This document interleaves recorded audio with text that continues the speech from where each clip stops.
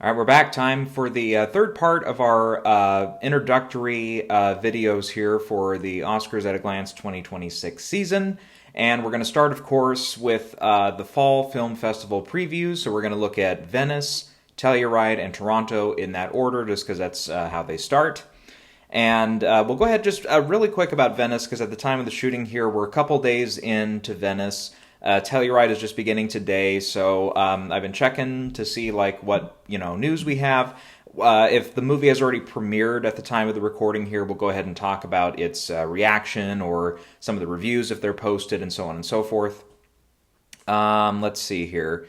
We have, just for variety's sake here, we'll talk a little bit about, we have Alexander Payne as the jury president this year for Venice. They'll, of course, bestow the Golden Lion upon the film they deem best in competition. Mohamed Razaloff is also on there. Fernando Torres is also on there. Anyone else that I recognize immediately? No. They've got quite a few international directors and other filmmakers on there as well. Okay, so we'll start. We'll actually start with the opening film from a couple days ago. Again, time of recording here. La Grazia, which is the new film from Paolo Sorrentino, who's, he's had a couple films kind of definitely around the Oscar circle here in the past, be it Youth or films like The Hand of God had a little bit of a shot here a couple years ago. So he's no stranger to having some awards potential here. This one has to do somewhat, it's a more dramatic film. It has something to do with like just kind of reading the basic plot description here. It sounds like something of a slight political thriller mixed with some hints of like religious fervor in there as well. Yeah, and this one, as far as I know, it's not picked up by anybody yet. I'm not seeing that it was picked yet, because we've got a couple films that have been picked for international feature consideration, probably Sentimental Value being probably the biggest one out of Norway, which is, I think that one, again, we talked about it briefly here in one of the other videos, and we'll bring it up because it's coming to a couple of festivals here. I think it's really got a shot, and it premiered at Cannes as well in the spring. I think it's got a shot to be near or at double-digit nominations if everything goes well, because if it gets, let's say 3 acting nominations, picture, director, screenplay, you're already at 6. International feature would be 7. That means you only need a couple of those tech nominations and maybe the casting award, a new one. That would get you to double digits. But yeah, like I said, we'll probably do a breakdown at some point once we get closer to it of like what's been picked or as the news comes out, because certain countries have not picked yet their contender for international feature as of yet. So that was the opening film. And that one, just based off the reviews there, 81% on Rotten Tomatoes. I haven't had a chance to dig into the reviews on that one yet, so yeah, we'll see. It's coming from Italy, so Italy would have to pick it for its international feature contender. Otherwise, other films in contention. The first one we'll bring up, it's one I am very skeptical of this year for its performance at the Oscars, Bugonia from Yorgos Lanthimos. The reviews are out, and 96% on Rotten Tomatoes so far. It will also be at Telluride here this weekend. And yeah, 96%. Emma Stone sounds like she's got a terrific performance. Jesse Plemons also sounds like he's very good in it. Yeah, again, let me just, pump the brakes here a little bit on this one. I'm not sure yet exactly where it's going to land. I want to hear a little bit more about it. I want to hear, like, okay, do a lot of people say, okay, prognosticators are saying, yep, it's the kind of thing that even with this new Academy that, can pick films like Anora and stuff, are they going to also potentially pick it and stuff? I just want to hear a little bit more, like, people that have actually seen the film and seen the reaction from people, especially if it's going to be like I tell you right here, we'll see a couple industry folks there that probably overlap with some Academy voters in certain memberships there. We'll see. I'm not sure how many of them are at Venice, but probably a handful here and there, of course, as well. But yeah, just based off the one premiere here, I don't think that's enough for me to shift it into, because I have it at 0 right now. I have it getting just looked over.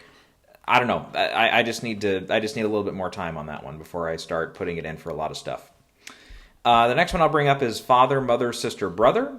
Sounds like this one does have a limited release planned around Christmas time, and it's going to be the new film from Jim Jarmusch. Again, no stranger to the Oscars in America, and a few others there, of course, being some of his bigger fare and everything. Or hang on, that's not an America guy. That's yeah. I'm thinking of the other Jim. That's right. But no, Jarmusch. Let's see. He's had. Hang on one second here. Which one? I've seen at least one of these, haven't I? Oh, well, he did Patterson here a few years ago, and I know that got some clout for some of the like critics groups and stuff. But I'm thinking of someone else then. Okay. Anyways, Cate Blanchett is starring in this one alongside Vicky Krieps, Adam Driver, Mayim Bialik, Tom Waits is in this, Charlotte Rampling is in this, so a decent cast here. And I don't think there's much known about it other than it is an anthology film, so I would probably guess, unless it's a thing like Kinds of Kindness like last year, where it's like all these actors are going to overlap into different stories and stuff within the film. I don't know if that's enough for it to go like, okay, we're going to have leading performances and stuff. Sounds like everyone would be supporting in that case. So that one will be at Venice. Frankenstein will be there. We talked about that one a little bit. House of Dynamite, we talked about that one. Jim Kelly had its premiere here yesterday. 87% Rotten Tomatoes. Some of the other big storylines from that is George Clooney's sinus infection, leaving him off the red carpet and stuff. And it sounds like he won't be able to make Telluride, or at least not public appearances there, or at least very limited in public appearances. But 87%. A lot of the reviews, again, for this one say, yeah, George Clooney actually might give, again, possibly a career best performance in this one. I didn't hear as much yet about Adam Sandler, Laura Dern, some of the other supporting cast in there. It's Noah Baumbach. He's, again, no stranger. It's not his first rodeo here. So 87% is very solid. I don't think it's, leaving me like doubt as far as like, okay, what could it, what was it not going to, or what is it not going to get now that it was already scheduled to get earlier, stuff like that. Just based off the other reviews here and stuff. No, I'm not really sensing that. Next one I'll bring up is No Other Choice. This one does not have U.S. distribution as of yet. It's from South Korea, and it's from Park Chan-wook, who's had a storied career as well as a director. This one, let me double check. Was this premiering at Venice, or maybe I didn't see? Neon has it, by the way. I just think they just haven't dated it yet, I believe, is if I'm reading everything correctly here. Otherwise, it will be at TIFF. Sounds like it'll make a few other film festivals here, including New York in October. But again, everything I'm reading here says no official release date as of yet. This one, though, is 100% off Rotten Tomatoes, just about 10 reviews or so. So not much known about that one. But again, we'll see if South Korea, if they, I would imagine that with a kind of known director and stuff, that they'll probably want to try to angle that for international feature if they can. Also appearing is The Smashing Machine. We talked about that one. We also have The Testament of Ann Lee. I don't think I've brought this one up yet. And again, this one is going to be one that'll have to be picked up. It's going to be at both Venice and TIFF. This one has to do, it's kind of a period piece with the founding of the Religious Shakers movement with Amanda Seyfried, Thomasin McKenzie, Lewis Pullman, Stacey Martin, Tim Blake Nelson, Christopher Abbott, all in this. So a decent little cast. It's written by a couple of nominees from last year for The Brutalist, Brady Corbett and Mona Festival, who is the spouse of Brady. She is directing, he is writing, and she is co-writing it. And I believe they're both producers on it as well. So it'll be interesting to see if they can follow it up. We'll see again who is in the market to pick this one up. We'll see if it gets good reviews and go from there. We have The Wizard of the Kremlin. This is the last one in competition that I'll talk about. This one, I don't know the director, Olivier Assayas, of French descent. I'm not sure. I don't think I've seen anything. Personal Shopper. This is the Personal Shopper guy. Okay, Clouds of Silmaria. So he's done some films that have done some made some buzz here. Paul Dano stars in this one alongside Jude Law, Alicia Vikander, and Jeffrey Wright. Sounds like it's going to be a political thriller set in the 1990s USSR, so it'd be around the time that the curtain fell and all that. Yeah, not much else is really known about it there, but that one I believe is also going to be... Where's that one at? Is that one also at TIFF? I wrote it down as somewhere else. It's in one of these other ones, so we'll bring it up again. So yeah, that's everything in competition at Venice. So again, those are ones that will be competing for the Golden Lion. Out of competition at Venice, we have probably the big one that premiered today that is already kind of making some headlines is After the Hunt. We've already talked about the film, but now that we have some people that have seen it, this is not what Luca Guadagnino and company wanted. It sounds like it's a 50-50 split right now on Rotten Tomatoes, which again, I always say if you're going to be an Oscar contender, you want to be either 100% Rotten Tomatoes, like you want to be high percentage rate, or you want to be really low in case you're like really gunning for like one or two specific nominations.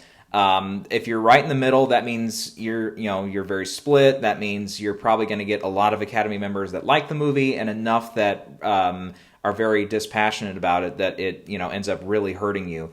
That being said, it does sound like the big standout from the cast here, as a lot of people expected, is Julia Roberts. I've even heard some say a guaranteed Oscar win, which is that's a little.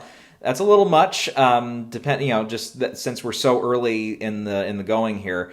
And she is, being a previous winner and stuff in that category. Even if this film is a little split down the middle, that helps. Her being a previous winner. If you have an open slot in Best Actress this year, if the movie ends up not really taking off at a few of the other precursors, once we get to the Globes, Critics' Choice, etc., then that could help. But that being said.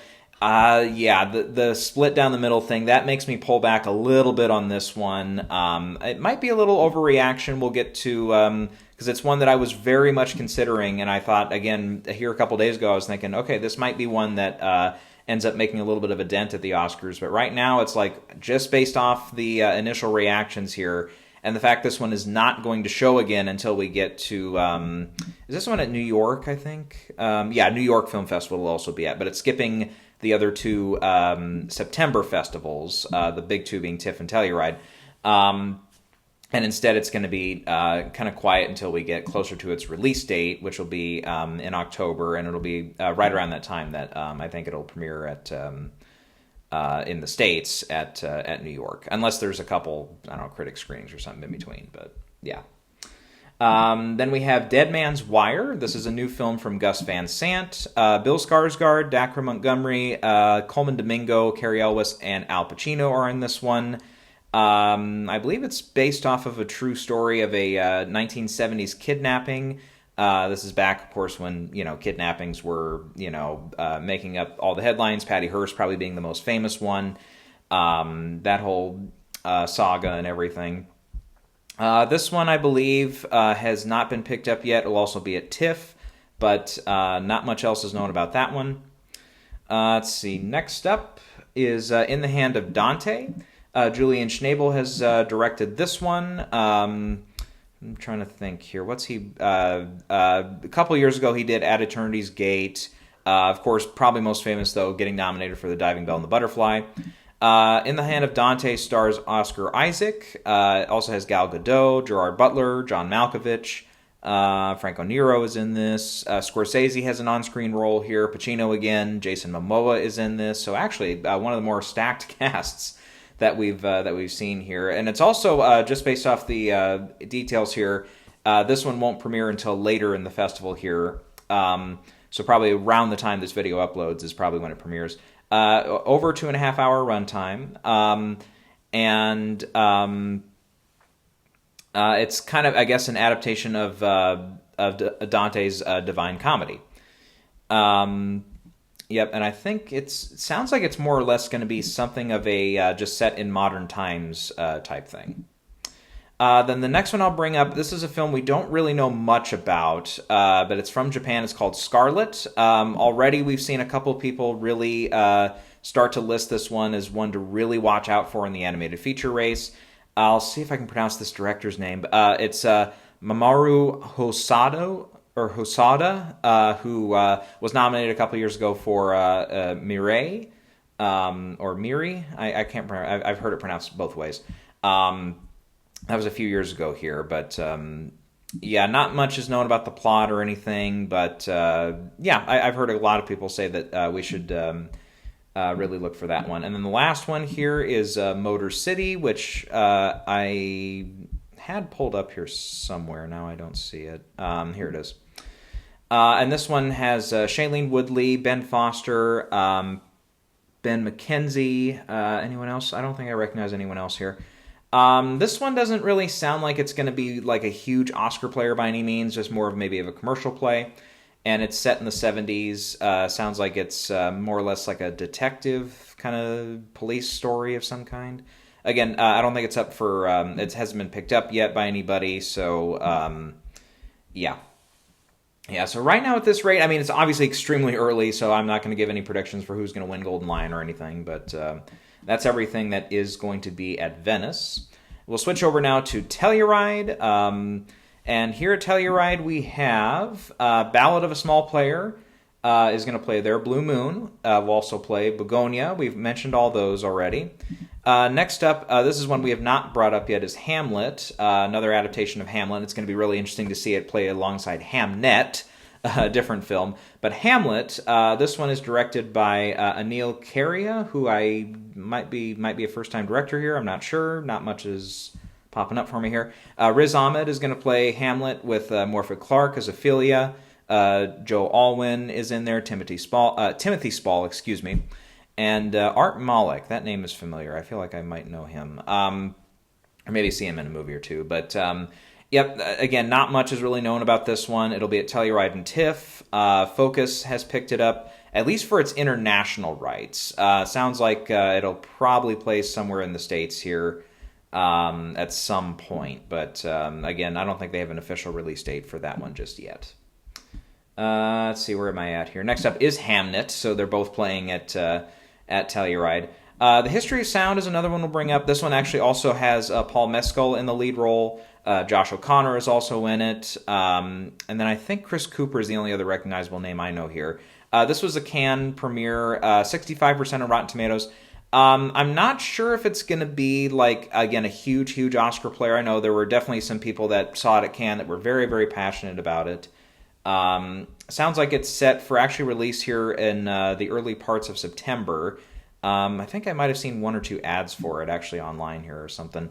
I bring it up because Hamnet, with the Best Actor category being really stacked this year, Paul Mescal is also a previous nominee. If he has two films out that are kind of in the screeners pile for a lot of voters, that tends to help you more than it hurts you. Unless, of course, it's like an expectant, like if somehow you're expectant to get nominated in both. Stuff like that. Sometimes that can hurt, like Alicia Vikander in 2015. There was a lot of debate on that. Since she had both Danish Girl and Ex Machina, that she both, could have been nominated for, respectively. But, yeah. Otherwise, we've got If I Had Legs, I'd Kick You. We talked a little bit about that one. That one will also be at Telluride. H is for Hawk. This one I've not brought up yet. Claire Foy and Brendan Gleeson star in this one.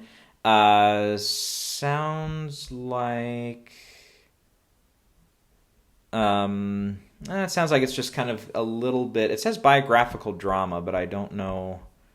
Okay, it's based on a memoir. Okay, I don't know this one, but yeah, it sounds like it's kind of just like a little bit of a story about a woman getting over grief with her the death of her father and raising a hawk. So yeah, not much else is known about this. Yeah, I don't think anyone's picked it up yet or anything. Let's see. Next, we have It Was Just an Accident. This one was a Cannes premiere. Sounds like it will be. I would almost, bet an arm and a leg here. It sounds like it's really going to be the. I don't think it's been officially announced yet that it's the selection for. Is it France or Iran? I guess it would be. It's a Iran, French, Luxembourg co-production, spoken in Persian. I guess, depending, maybe this one actually might be a little bit of a thing here, but I would bet that if Iran can take over on it more or less. Like if it's submitted under them, then they can do it. But it could be maybe with the rules and stuff, since it is such a big co-production, maybe it's, it's got its different things here. But Jafar Panahi is the director here. And I feel like that's a name that's been around a minute. Let me see here. Which one of his... I could have sworn a couple of his movies in the past have gotten some respect. But yeah, this one, was a big player at Cannes. Let's see here. Actually, that reminds me. Who won... I have to remind myself here. Who won Palme d'Or this year? It is this one. Okay, I thought it was this one once I saw the thing there again. But yeah, this is our Palme d'Or winner. Traditionally, that means it's a really good shot to get in for director, so that's why I mentioned his name. So I think it sounds like everything will be good to go on it as far as everything. Who picked it up? Let's see. I thought I saw this was international sales, blah, blah, blah, blah, blah. Did Neon pick this one up? Nope, I'm not seeing Neon picked it up. Usually they're able to jump on those, but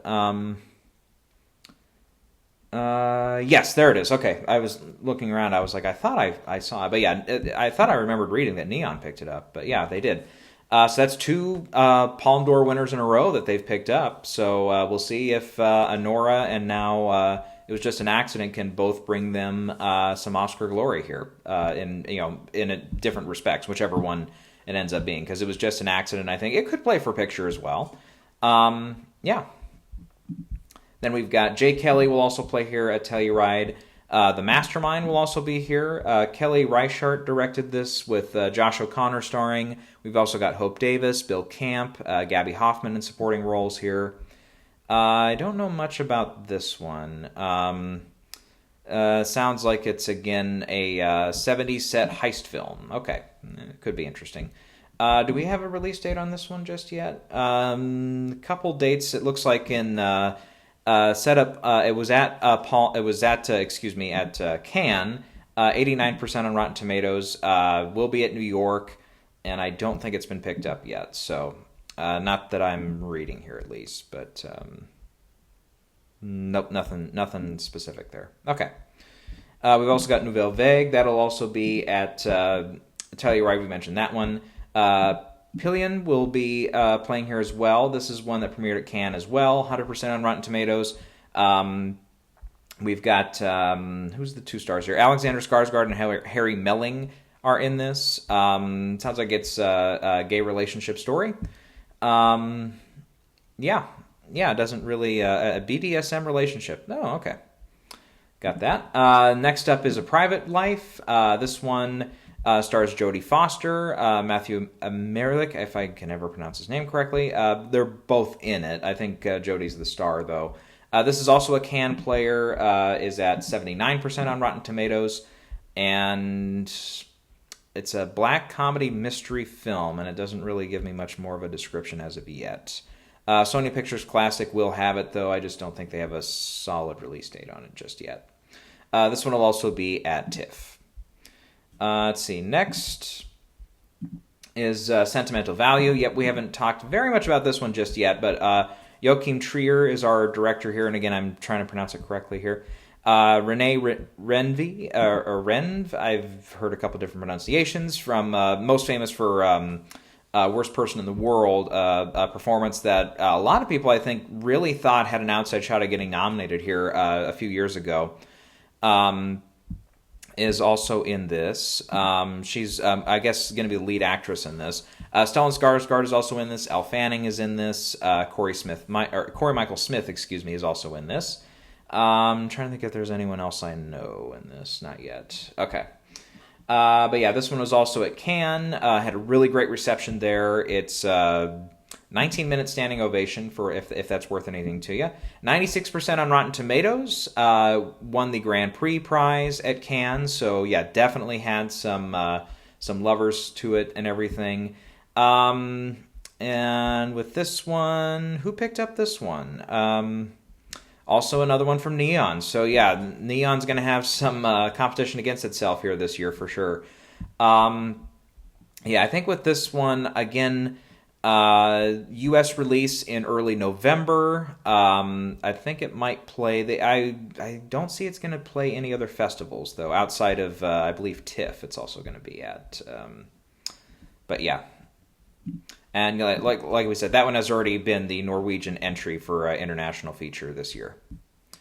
Okay, I think we've got a few left here for Telluride.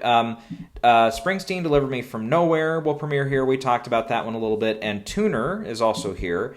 This one stars, or has Dustin Hoffman in the cast. I'm not sure if he's a lead, co-lead, supporting role, but Daniel Roher is the director here, and I recognize the name, but I don't think I've seen anything. Navalny, there we go. Navalny is the one I know.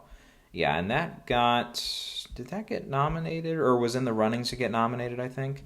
But yeah, this is his first narrative film. Navalny won for doc feature. That's right, yeah. So I'll bring that one up. Yeah, I don't really know. Jean Reno is also in this. Okay, so a couple recognizable names. And this one, I don't know. It's just described as a thriller. We really don't know much about it. And again, I think this one will just be ready to get screened and maybe picked up if someone likes it. Okay, so that's it for Telluride. And last but certainly not least is TIFF, and we'll go over everything that'll be here at TIFF. We'll start with stuff that'll be gala presentations here.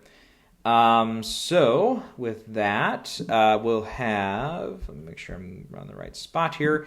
The first one I'll bring up is Adulthood. This sounds like it's going to be just kind of a comedy, just kind of playing there, but you never know. Josh Gad and Kaya Scodelario are in this. Billy Lord and Alex Winter are also in it. Alex Winter is also directing it and maybe producing it. Yeah, producing it as well.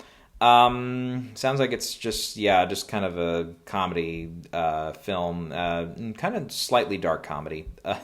Sounds like it involves dead bodies and stuff. So, don't know much about that one. I think it's already premiering in theaters and stuff later on in September. The Coral will also be here. This is Ray Fiennes stars in this. Mark Addy is also in this for Game of Thrones fans. This one will be at TIFF. It's got premiere dates in the UK. It's, I guess, set in World War I believe it's based around true events. Let's see here. Do we know?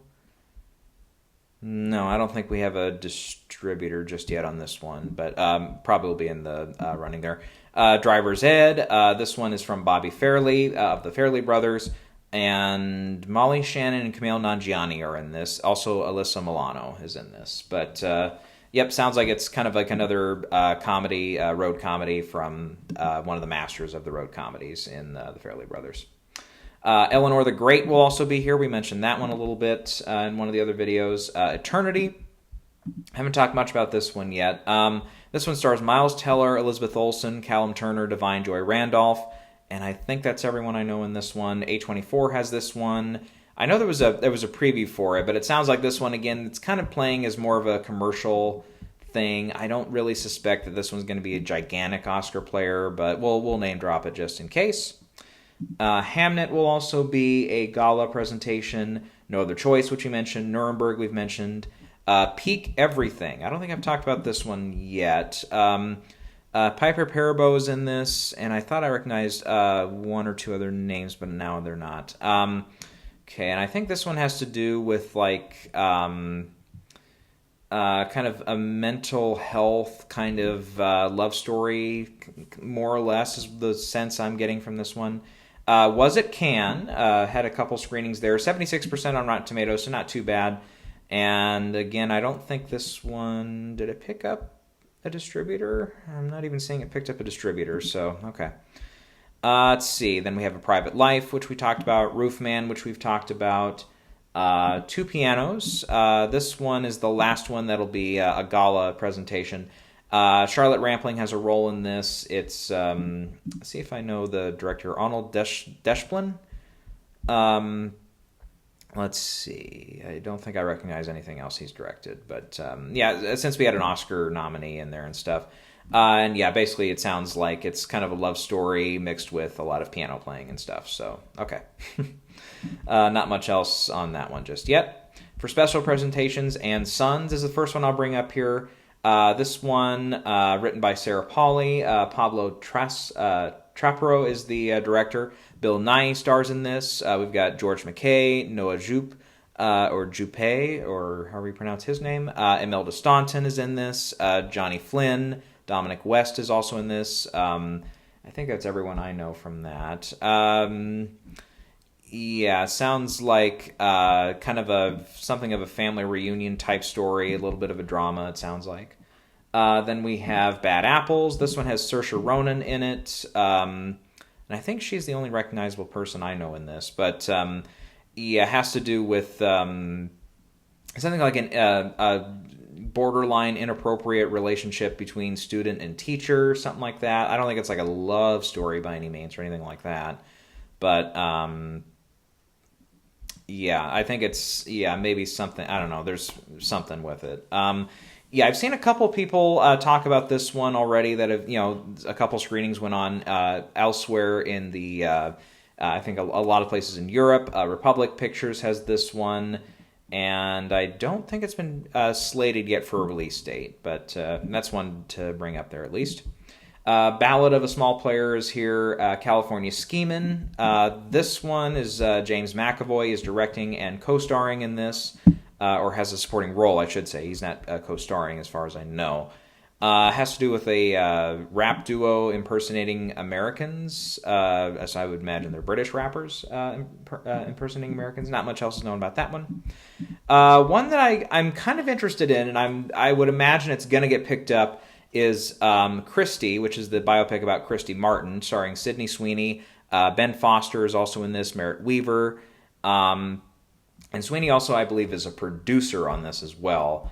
So yeah, boxing thing. And yeah, supposedly she had to put on muscle and stuff for it, underwent a little bit of a physical transformation and stuff. Sounds like with this one, we don't have any distributors as of yet. It hasn't been picked up. I would imagine this one will be one of the potentially hot items for sale if it comes out really good, if has a lot of great reviews and everyone says, well, actually, despite all the stuff that's happened with Sydney this summer between the bathwater controversy and then, of course, the whole jeans commercial controversy, which nobody shut up about for a month and was probably one of the most exaggerated stories I've ever heard in my life, and it just felt like people had nothing to talk about, so let's write up a whole narrative about this. Just my personal opinion. But anyways, so yeah, maybe that's a bounce back spot for her personally and stuff if she actually has something of an Oscar vehicle to come out in the fall here. Yeah, that one will be interesting when it premieres. And I think some people also kind of have that opinion just because also her more or less the basics of her political views kind of started coming more to light and stuff. So people started hating on her and stuff for that, which, okay. If you want to do that, you can do that. But anyways, next one, we'll move on to Coacher. Angelina Jolie, I believe, is in a starring role here. And it has to do with Fashion Week, a take on Fashion Week. Don't know much else about this one. As far as I know, again, it's not been picked up by anyone yet. The Christophers, this is a new Steven Soderbergh film. We have Ian McKellen and James Corden in this. And again, kind of sounds like more of a family kind of comedy drama in this, more or less. It sounds like it leans more into the comedy from everything I'm reading. Dead Man's Wire, which we've brought up, will also be here. Eternal Return. Naomi Scott, Kit Harington, Simon Callow star in this. Don't know much about it here. It's described as an epic romance film. About a woman, also has to do with time travel. Okay, that could be kind of interesting. But yeah, not much on that one just yet. Next is Frankenstein, which we've talked about. If I Had Legs, I'd Kick You, which we talked about. It was just an accident. Nouvelle Vague, we've also brought up all those. Next one that'll be new is Maud Apatow. I believe it's her directing debut in Poetic License. This one, she is not in it, I don't believe, even though she's had some on-screen roles, I believe. Cooper Hoffman, Leslie Mann, Nico Parker, and I think that's everyone I know in this one. Yeah, those three. And of course, Judd Apatow is also going to help produce this one. It sounds like it has to do with soon to be empty nester. Point of tension. I don't know. This is something about a former therapist whose kids are going to college, something like that. Yeah, I don't know much about this one. And let me look around a little bit, but I don't see anything about this one having already been picked up by anyone. So that, again, this is one that might be in the market to get picked up. Next one here is Rental Family. This one I have seen the trailer for. I wasn't very impressed by it. I know a lot of people have some high hopes for this one. Hikari is our director here. And let's see, that's Beef, famously Beef, which was a big, Emmy-winning and Emmy-nominated and everything series from Netflix from a few years ago. Brendan Fraser's the main star here. Everyone else is from Japan. And it has to do with an actor, kind of out-of-work actor, working as a kind of surrogate in many different roles, including being a surrogate father. And I mean, it's not a bad premise. Just the way the trailer was put together, I just get reminded of like Holdovers, which had, I think, really not a great trailer. I wasn't really wowed by the trailer, and then it turned out to be an incredible movie. Maybe that'll be the case for Rental Family as well, but the trailer just seemed to be like pull on your heartstrings and all the cliche moments and stuff. I wasn't wowed by the trailer. Again, with the cast and everything there, I could see this one potentially breaking out and being possibly even because again, we haven't really talked about it yet, because it's hard to predict this shit as far as like who's going to win like the People's Choice Award at TIFF and stuff. That one though, I can actually buy 100% that one could be, if not winning it, could easily come in second or third. So yeah, there's that one. We will go to Sacrifice next. This one has Anya Taylor-Joy, Chris Evans, Salma Hayek, Vincent Cassell, and John Malkovich in there, and I think that's everything. Has to do with, I guess, a film star gets abducted while trying to do kind of on a comeback kind of narrative by a radical group. Has something to do with sacrificing 3 people that would save humanity. Kind of an interesting story there. I don't have much details on this one either. Hasn't been picked up by anyone just yet, so that one sounds like it'll be in the market. Scarlet will also be here. Sentimental Value, The Smashing Machine, Testament of Anne Lee. Then we've got just a couple more here that'll be special presentations here. Train Dreams. This one was picked up by Netflix and was also at Sundance. 97% on Rotten Tomatoes, so very high score there. Has Joel Edgerton, Felicity Jones, Carrie Condon, William H. Macy, Paul Schneider, and I think Will Patton will narrates the film. I guess I don't know much about this one either. Is it a period piece? No, it looks like it might be a period piece about developing the railroad across the U.S. So yeah, I'm guessing. Yeah, I would guess it would have to be with Train Dreams. It'd have to be a period piece. Yep. So as far as I know, here's the dates. Sounds like it'll be on Netflix by late November. So we'll see if that one maybe makes a little bit of a turn there. Tuner will also be here. Wake Up Dead Man, which we've mentioned. Somebody will have to remind me here because I think Knives Out was at TIFF, and then I can't remember. I would guess then if this one and the third one are there, I guess Glass Onion was also there. I just don't remember it off the top of my head being there. And then we have Wizard of the Kremlin will also be at TIFF. For centerpiece presentations, we've got Blue Moon, which we've mentioned. We also have Good Boy. This one is Stephen Graham and Andrea Riseborough star. And it sounds like they are playing kidnappers, another kidnapping story here, kidnapping a 19-year-old criminal and forcing him into rehab. I don't know, sounds like, it'll be kind of a drama thriller. Do I know this director? Jan Kamosa, or Kamasa? I'm not sure. Nope, don't know any of their previous films. So, Yeah, so again, I don't think that one's been slotted for anything just yet. Yeah, world premiere will be at TIFF, so, yep. Let's see, just a few more. We're almost there. Hamlet will also have a special presentation. Motor City. The next one I'll bring up is Midnight. Oh, no, sorry. Midnight. Sorry, that's the next category. Midnight. 2 films to bring up here. This is where I was going with that. Sorry. Probably should have put Midnight Madness, I think is the name of the... if I can find it here. Isn't that the name of the programming or whatever at TIFF? Yeah, Midnight Madness is what they call it. Okay, so just a couple we'll bring up here. Dust Bunny is the first one. And again, with both of these are always, the Midnight films are always a little bit of a gamble. It's like, okay, maybe 1 or 2 of them might actually be sneaky Oscar players, but usually they're more crowd pleaser kind of things. So the first one is Dust Bunny. This is a horror film from Brian Fuller. Mads Mikkelsen, Sigourney Weaver, David Dastmalchian, and I think those are the only 3 I know in this one. And it has to do with a monster that lives under a bed who ate a whole family, and the 8-year-old who survived has to try to defeat the monster. Sounds kind of fun, kind of like a fun little possible premise there. Yeah, and this one, again, I don't think it's been... well, it sounds like... No, actually, Lionsgate and Roadside have it, but... and it looks like it was shot quite a few years ago here. Well, not quite a few, 2023. It was shot, and then it looks like it was interrupted with the SAG-AFTRA strike and everything.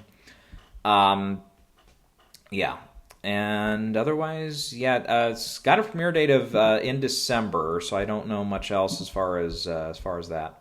And lastly is Normal. This stars Bob Odenkirk. Henry Winkler is also in it. Lena Headey is also in it, another Game of Thrones alum. And I think that's everyone I know from this one as well. And this one, I guess hold on a minute here. Is it a Ulysses? Is that just the name of a character? I think it's just the name of a character. Comes to a town called Normal to serve as the sheriff. Ulysses is the main character name. Yeah, that's Bob Odenkirk plays him. And has to do with aftermath of a bank robbery and stuff. So this one, it sounds like it's more of a crime thriller for this one. Odenkirk is also co-writing it. Ben Wheatley is directing it, who did famous for Meg 2: The Trench. Okay. Anything else? Free Fire. Oh, I remember seeing Free Fire back in the day. I've not thought about that movie very much since. Entertaining while I was watching it, for sure, yeah. Anyhow, but I remember there were quite a few people in that movie, too. And it was a movie that I remember just a quick story. I remember watching it in the theater, and in the theater it was me and another couple and maybe one other person, and the movie started, and it's a short movie. It's only like an hour, 25 minutes or something like that. By the time the movie ended, I was the only one left in the theater, so it clearly did not appeal to the other moviegoers. So, one of the rare... I think that's the only time that's ever happened to me. So, I think it was someone, I think that one couple only lasted maybe 20 minutes, and then they were done. Okay, so with that all being said, that's all the previews we have for the festivals and stuff.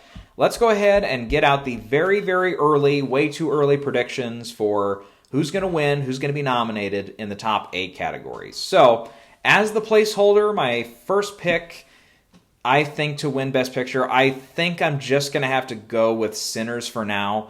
If this thing is going to end up winning Best Picture, it'd be kind of a cool story, and it's definitely, again, from everything I've seen this year, which is not a lot of films just yet, but it is the best film I've seen all year.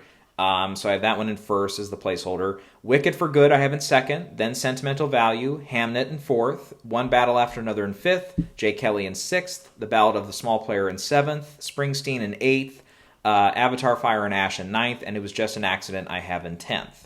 So outside of Best Picture right now, Begonia is probably the biggest one. That would probably be one of the first ones I would move in. Marty Supreme, I'm kind of mixed on this one right now as far as what it'll get. I think it'll get a few things here and there, but I'm not a firm 100% believer in it just yet. Rental Family, if it does do really well at TIFF and maybe earns a spot for one of the People's Choice Awards, I might consider it a little bit more. After the Hunt, after its premiere today at Venice, again, I'm a little shaky on that one. Frankenstein, I think, will be kind of close. Life of Chuck, I can see making a little bit of a run to get in, but I think that's going to do it for right now for Best Picture, just to handicap to about roughly, what was that, 15, 20 films. For Best Director, let me see. Let me shake this up just a little bit because I had one person way too low. I'm actually going to go with Joachim Trier as the early frontrunner for Sentimental Value. And then Ryan Coogler in second for Sinners, Paul Thomas Anderson for One Battle After Another, Jafar Panahi for It Was Just an Accident, and Chloe Zhao I have getting her second nomination, and that would be for Hamnet. Other directors to look out for this year, if Begonia goes all the way, then to getting a bunch of nominations again, then Yorgos could easily get in again. Hikari for Rental Family, Josh Safdie for Marty Supreme, possibly. Guillermo del Toro for Frankenstein, possibly. Noah Baumbach I'll put a little bit lower down, just because, again, I'm not sure. John M. Chu for Wicked could happen. And, yeah, I think right now that's what I'll handicap it to.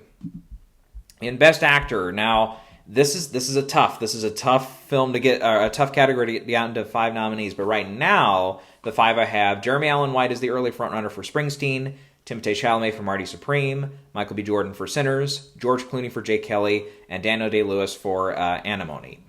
Then we have some others to look out for. Probably the first one I will list, even though he's a little lower right now on Gold Derby than I think he should be. Paul Mescal for Hamnet, I think, is really, really close to getting in. I just wasn't sure, I'm like, who do I bump to get him in?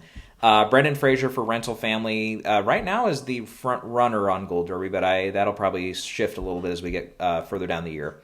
Jesse Plemons for Begonia, Dwayne Johnson for Smashing Machine will be hanging around for sure. Leo DiCaprio for One Battle After Another. Colin Farrell for Ballad of a Small Player could easily get in. If Frankenstein really takes off, then Oscar Isaac might make a play for his first nomination.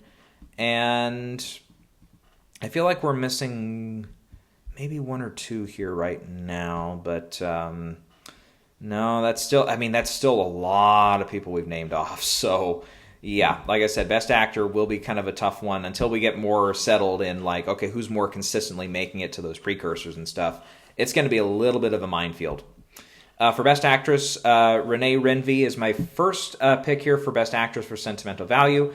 Then I have, again, I have to bump her up here, Jessie Buckley for Hamnet I have next. Then Cynthia Erivo for Wicked, Julia Roberts for After the Hunt.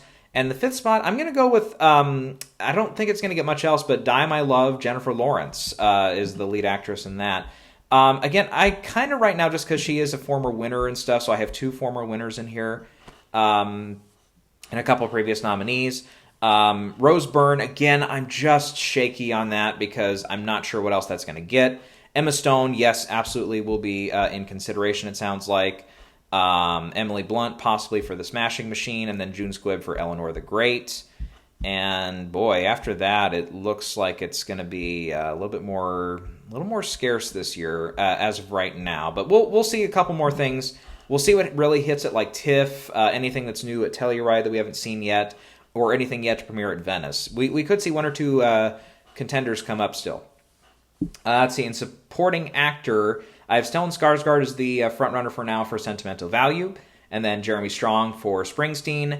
I moved him in right now just because of the After the Hunt thing. I had Andrew Garfield in there for a minute, but I'm going to take him out now and put in Adam Sandler instead for Jake Kelly. I have a feeling this one will do well with the acting branch, so I can see Sandler making it in. He's also, with a couple, I shouldn't say a couple, but with the SAG nomination that he got for what was it, Hustle or whatever, the basketball one.